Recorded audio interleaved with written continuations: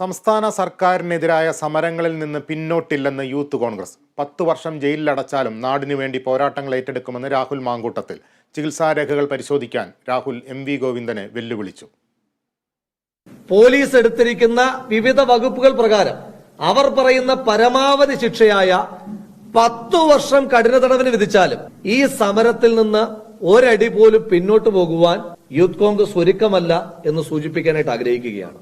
ഞാൻ CPM-ന്റെ സംസ്ഥാന സെക്രട്ടറിയെ അദ്ദേഹത്തെ ഞാൻ ഓപ്പൺ ചലഞ്ച് ചെയ്യാൻ ആഗ്രഹിക്കുകയാണ്. അദ്ദേഹം നിശ്ചയിക്കുന്ന ദിവസം തിരുവനന്തപുരത്ത് ഞാനും അദ്ദേഹവും ഒരുമിച്ച് ഞാൻ ചികിത്സയിൽ ഉണ്ടായിരുന്ന സ്വകാര്യ മെഡിക്കൽ കോളേജിൽ പോകുവാൻ തയ്യാറാണ്. സ്വകാര്യ മെഡിക്കൽ കോളേജിൽ പോയി അവിടുത്തെ ചികിത്സാ രേഖകൾ അദ്ദേഹത്തിന് നേരിട്ട് പരിശോധിക്കാം. ഡിസ്ചാർജ് സമ്മറി മാത്രമാക്കണ്ട, ഞാൻ സ്വീകരിച്ചിട്ടുള്ള മരുന്നുകൾ എന്തൊക്കെയാണ്, ഞാൻ എത്ര ദിവസം അവിടെ അഡ്മിറ്റ് ആയിരുന്നു, ഇനി ഞാൻ അവിടെ കിടന്നിട്ട് തന്നെ ഉണ്ടോ, അതിനകത്ത് സംശയമുണ്ടെങ്കിൽ CCTV ഫൂട്ടേജ് അടക്കം ശ്രീ MV ഗോവിന്ദന് കൊടുക്കുവാൻ ഞാൻ കൂടി ആ ആശുപത്രി അധികൃതരോട് റിക്വസ്റ്റ് ചെയ്യാം.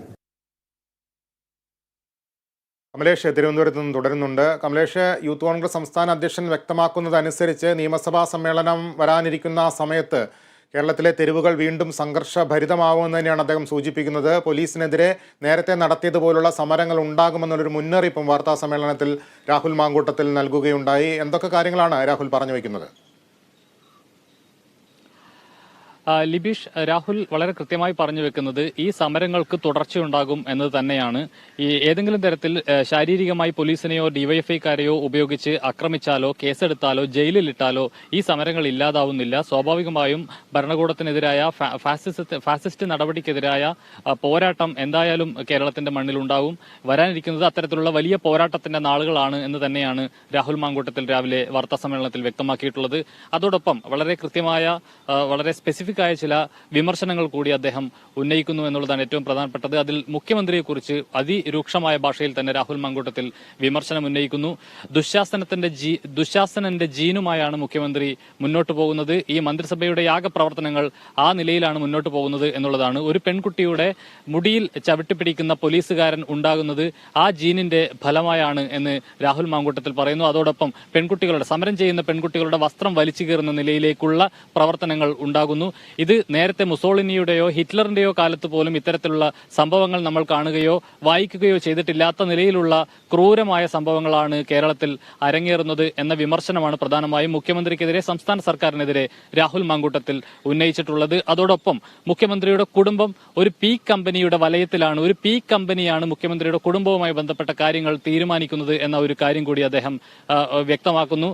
അതോടൊപ്പം CPM-ന്റെ സംസ്ഥാന സെക്രട്ടറി MV ഗോവിന്ദനെതിരെയും രൂക്ഷമായ ഭാഷയിലുള്ള വിമർശനങ്ങൾ, അതോടൊപ്പം തന്നെ തന്റെ മെഡിക്കൽ രേഖകളുമായി ബന്ധപ്പെട്ട് തന്റെ ശാരീരിക ബുദ്ധിമുട്ടുകളുമായി ബന്ധപ്പെട്ട് ആരോഗ്യ പ്രശ്നങ്ങളുമായി ബന്ധപ്പെട്ട MV ഗോവിന്ദന്റെ പരാമർശത്തിൽ MV ഗോവിന്ദനെ പരസ്യമായി അദ്ദേഹം വെല്ലുവിളിക്കുകയും ചെയ്യുന്നു.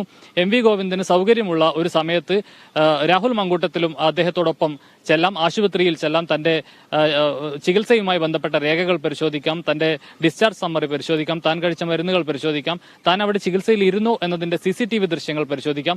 ഈ നിലയിലെല്ലാം പരിശോധിച്ച് MV ഗോവിന്ദൻ അത് ബോധ്യപ്പെടുകയാണെങ്കിൽ ഉത്തരവാദിത്വത്തോടെ ആ പറഞ്ഞ കാര്യങ്ങൾ പിൻവലിക്കാൻ MV ഗോവിന്ദൻ തയ്യാറാകുമോ, അതിനുള്ള മര്യാദ MV ഗോവിന്ദൻ കാണിക്കുമോ എന്നാണ് അദ്ദേഹം ചോദിച്ചിട്ടുള്ളത്. ഏതായാലും വലിയ നിലയിൽ CPM-നെതിരെ അതുപോലെ തന്നെ മുഖ്യമന്ത്രിക്കെതിരെ രൂക്ഷമായ ഭാഷയിലുള്ള ഒരു വിമർശനം തന്നെയാണ് ജയിൽ മോചിതനായ ശേഷമുള്ള ആദ്യത്തെ വാർത്താ സമ്മേളനത്തിൽ രാഹുൽ മാങ്കൂട്ടത്തിൽ നടത്തിയിട്ടുള്ളത്. അതോടൊപ്പം തന്നെ ഏതൊക്കെ നിലയിൽ കേരളത്തിന്റെ യുവജനതയെ അടിച്ചമർത്താൻ ശ്രമിച്ചാലും ഭരണകൂടത്തിനെതിരായ പോരാട്ടത്തിൽ ഇനിയും അണിനിരക്കും. നേരത്തെ പറഞ്ഞതുപോലെ 9 ദിവസമല്ല 10 വർഷം തന്നെ, അല്ലെങ്കിൽ കഴിഞ്ഞ ദിവസം പറഞ്ഞത് ആജീവനാന്തം തന്നെ ജയിലിലിട്ടാലും ഈ നിലയിൽ ഈ സമരങ്ങളിൽ നിന്ന് പിന്നോട്ട് പോകില്ല. ആ നിലയിൽ ഏതെങ്കിലും തരത്തിൽ അടിച്ചമർത്തി തന്റെ ഈ ഒരു ഊർജം ഇല്ലാതാക്കാം എന്ന് കരുതേണ്ടതില്ല എന്ന് തന്നെയാണ് രാഹുൽ മാങ്കൂട്ടത്തിൽ വ്യക്തമാക്കുന്നത്. തുടർ സമരങ്ങൾ സ്വാഭാവികമായും ഇതിന്റെ ഭാഗമായി ഉണ്ടാകും എന്ന വാർത്താ സമ്മേളനത്തിന്റെ വിവരങ്ങൾ പങ്കുവയ്ക്കുകയായിരുന്നു തിരുവനന്തപുരത്ത് നിന്നും കമലേഷ് തെക്കേക്കാട്. മറ്റൊരു